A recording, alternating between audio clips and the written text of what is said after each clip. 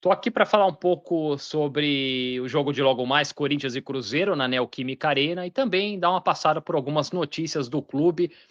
Vamos começar pelo jogo. Corinthians enfrenta o Cruzeiro, líder do campeonato, daqui a pouquinho.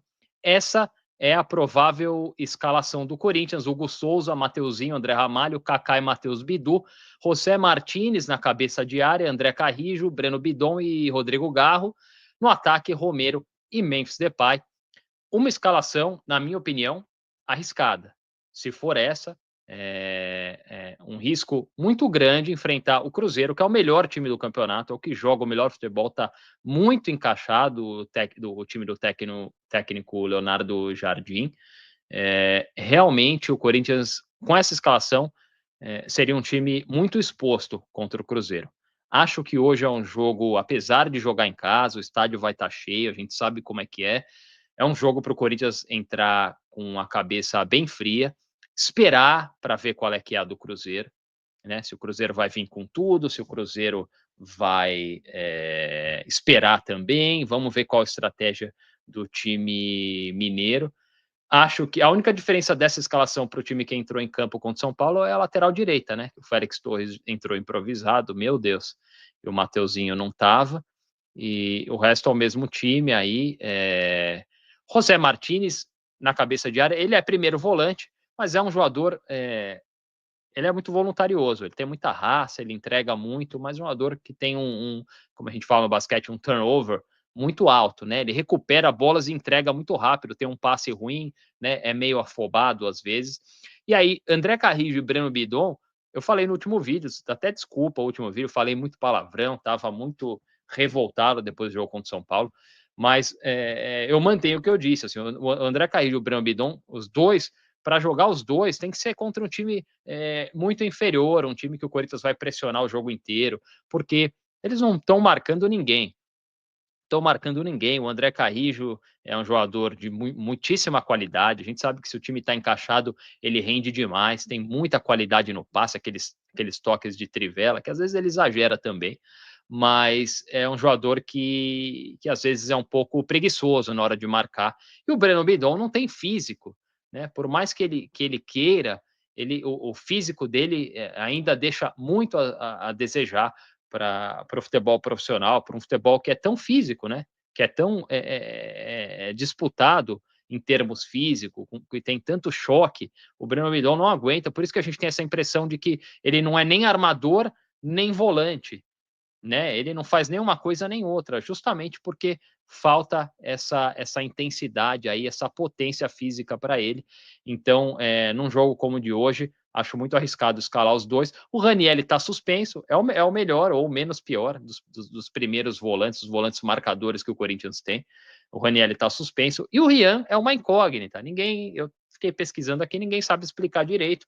Alegaram aí problemas estomacais, aí um desconforto aí, por isso ele não apareceu nos últimos jogos, mas existe um burburinho aí de que o Corinthians tenta uma negociação, né? E por isso ele não vem sendo escalado para não fazer o sétimo jogo e com isso inviabilizar aí uma eventual negociação com um clube da Série A. Mas realmente o jogo de hoje seria um jogo para o Rian, né? Um jogo para o Rian aí, um volante marcador da base, um cara que corre muito, se entrega. Com certeza ele, por exemplo, no lugar do Breno Bidon, já liberaria um pouco mais o André Carrillo, talvez fosse o ideal para o Corinthians aí na montagem do meio campo para esse jogo contra o Cruzeiro, ou uma outra possibilidade seriam três zagueiros, né? Três zagueiros aí para o jogo de hoje, já que os dois laterais, Matheus Bidu e o Mateuzinho, também não marcam ninguém, né? São duas avenidas aí, então essa configuração, esse 4-4-2 aí, expõe demais o Corinthians e eu estou preocupado com essa escalação. Lá na frente, o Romero e o Memphis, o Yuri Alberto ainda é um desfalque, infelizmente, está fazendo muita falta, né? Quantas vezes a gente cornetou o Yuri Alberto, mas ele faz uma falta absurda nesse time do Corinthians, porque é um jogador fisicamente é o mais forte e o mais potente que o Corinthians tem, briga com o zagueiro, cai e levanta, não desiste nunca, né? Tem muita raça, muita entrega, abre muitos espaços, ele facilita demais a vida do Rodrigo Garro. a vida do Memphis Depay. Muita gente, quando o Memphis Depay chegou, falou, pô, olha como ele otimizou aí o futebol do Yuri Alberto, como o Yuri Alberto melhorou com a entrada, com a chegada do Memphis Depay, e vice-versa, né? Porque a gente está vendo um Memphis Depay aí com pouca mobilidade, né? É um jogador que às vezes dá a impressão que é meio pesadão, e que ao lado do Yuri Alberto, que é um cara que abre muitos espaços, tanto para ele infiltrar, tanto para o Memphis infiltrar, quanto para o Memphis e o Garro construírem jogadas, darem assistências, né? Naquela aquela entrada no facão do Yuri Alberto, ali a melhor jogada que ele faz, que é recebendo na frente e correndo.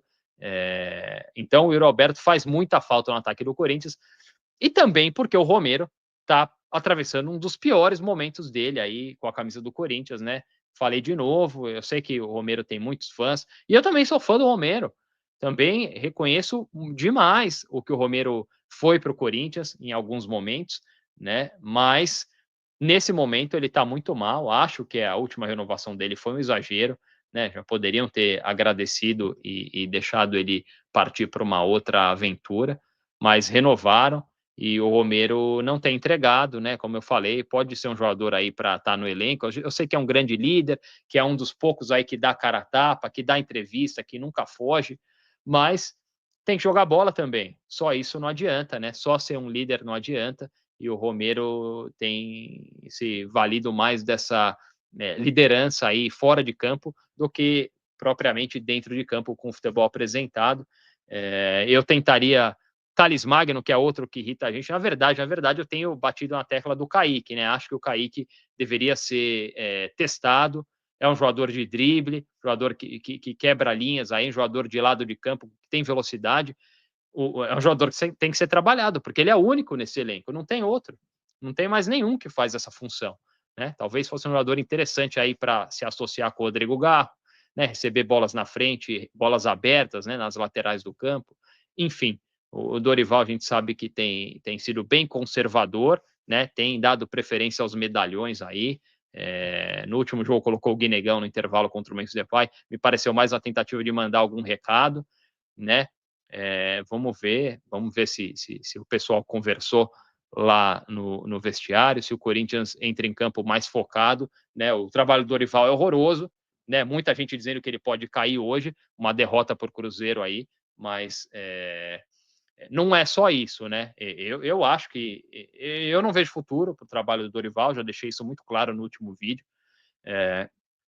mas os jogadores têm uma boa parcela de responsabilidade também, né? Inclusive, existem boatos aí que eu não é muito minha praia ficar falando sobre isso, mas jogadores na balada, jogadores aí exagerando nas noites, né? Nas noitadas aí, e não conseguindo render aí. Hoje o futebol mudou muito, né? O futebol antigamente falava, pá, o fulano virava à noite e no outro dia fazia 3 gols no dia do jogo.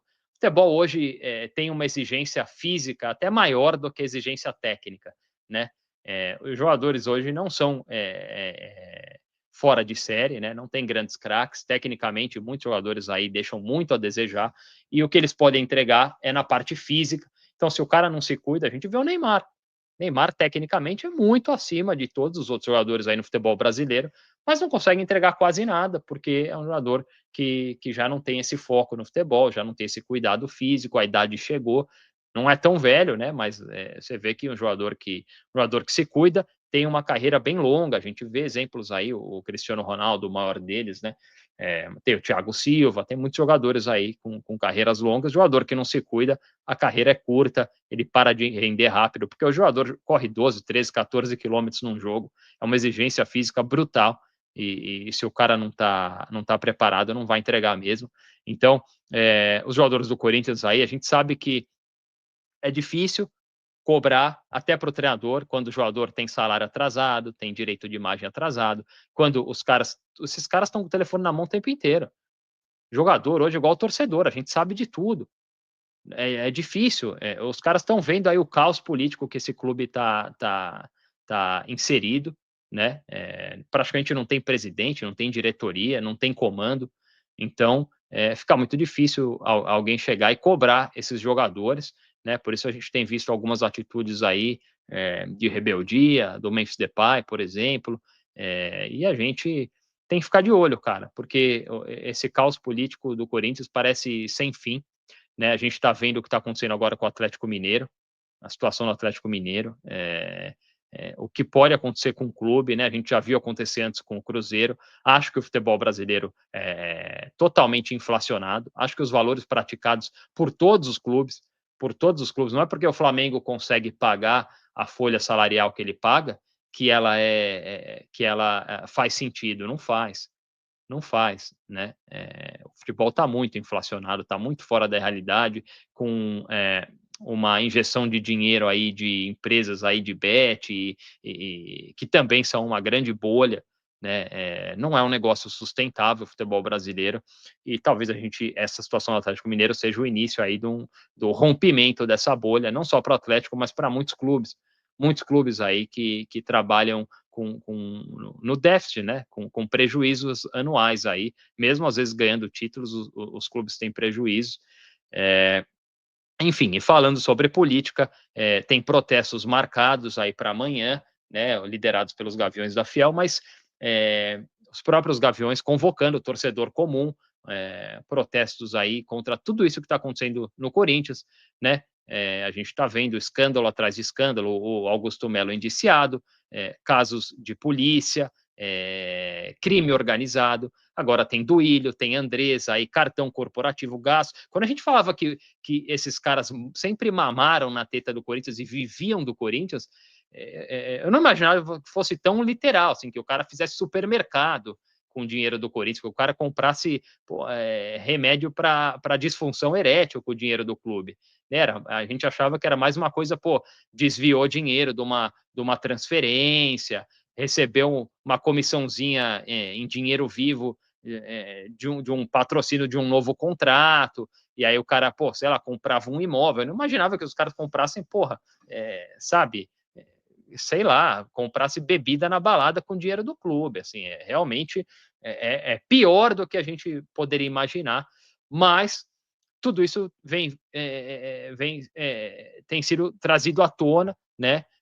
Até por perfis anônimos, o Pastor Mala aí que trouxe toda essa história do André Sanches, dos cartões corporativos, do Duílio, porque a imprensa, cara, a imprensa, ela passa não só no Brasil, no mundo, e não só no esporte, em todos os segmentos, ela passa pela maior crise da sua história, crise de credibilidade, né? A gente sabe que não dá para confiar mais na mídia corporativa, é um fato, né? E é justamente isso que fez com que as mídias independentes e canais de YouTube e blogueiros aí, e perfis em redes sociais ganhassem a relevância que eles têm hoje.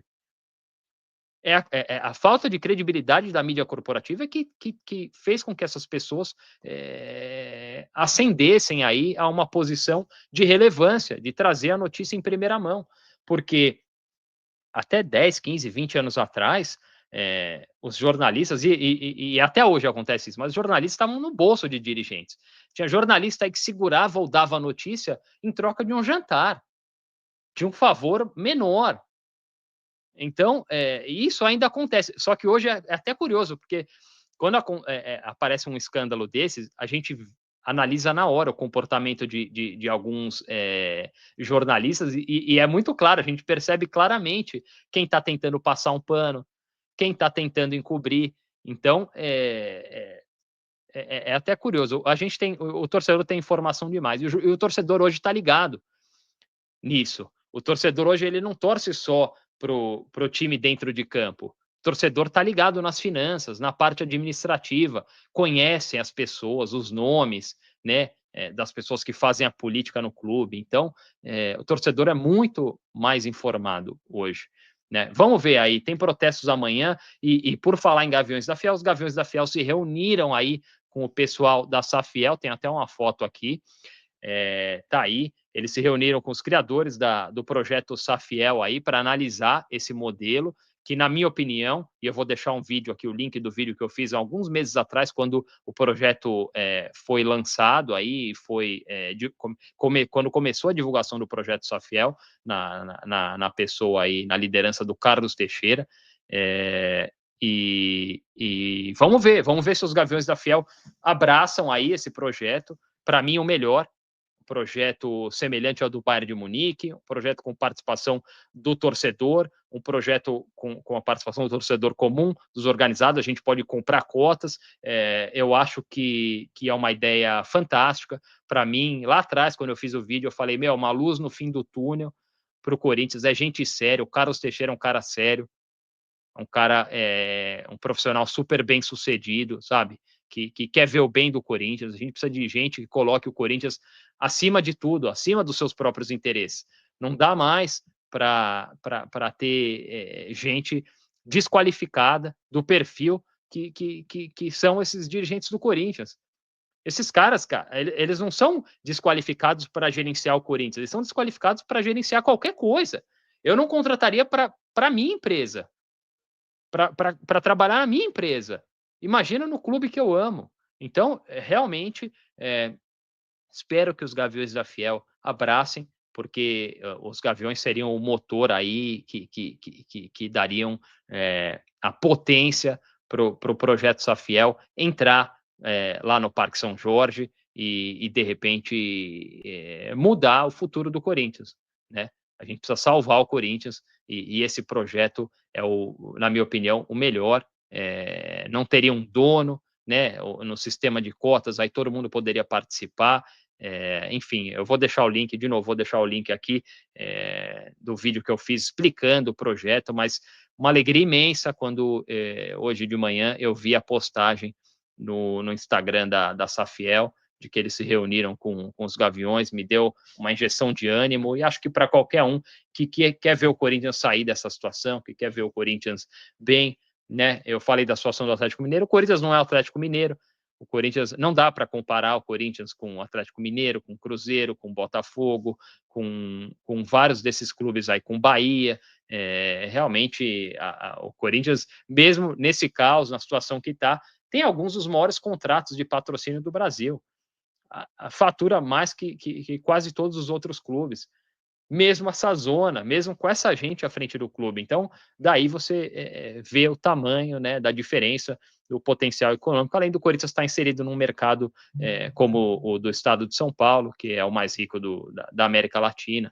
Realmente, o Corinthians, o potencial do Corinthians é infinito, assim. O torcedor do Corinthians, é inacreditável que o Corinthians chegou na situação que chegou, porque é roubado há 60 anos, né? Essa que é a realidade. O Corinthians é roubado há 60 anos. O Corinthians nunca foi bem administrado.